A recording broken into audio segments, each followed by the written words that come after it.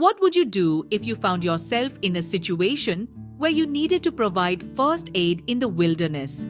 It's a scenario that can seem daunting, but with the right knowledge, you can handle it. First, understand the unique aspects of wilderness first aid. Help may not be immediately available, the terrain could be dangerous, your phone may not have signal, and improvisation is key. In these situations, it's crucial to stay calm and think clearly. Safety should always be your first priority. Assess your surroundings for any potential hazards such as falling rocks, bodies of water, or dangerous wildlife.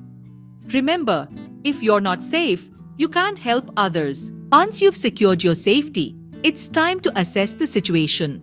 How many people are injured? What happened? Is there any immediate danger? Observation is the first step to action. If you have a phone signal, call emergency services.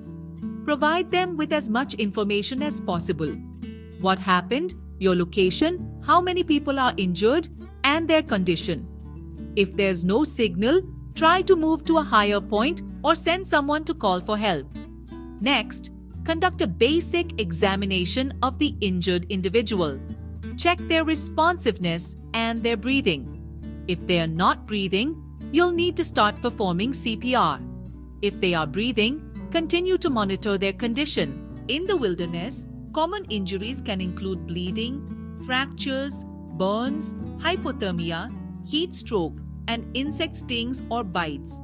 For bleeding, apply pressure to the wound and use a piece of clothing as a bandage.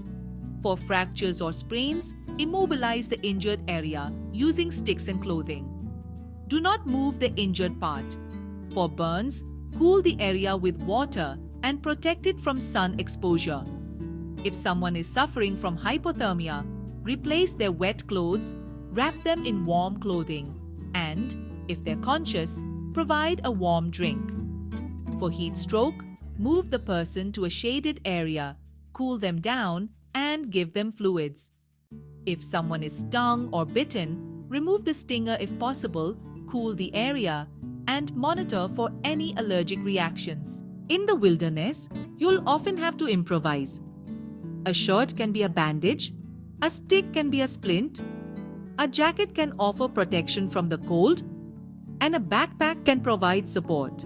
Common mistakes to avoid are panicking, moving an injured person incorrectly, ignoring dangers, and delaying seeking help. To summarize, remember these steps. Safety first, assess the situation, call for help, provide aid, and improvise as needed. With this knowledge, you can be prepared to handle a first aid situation in the wilderness.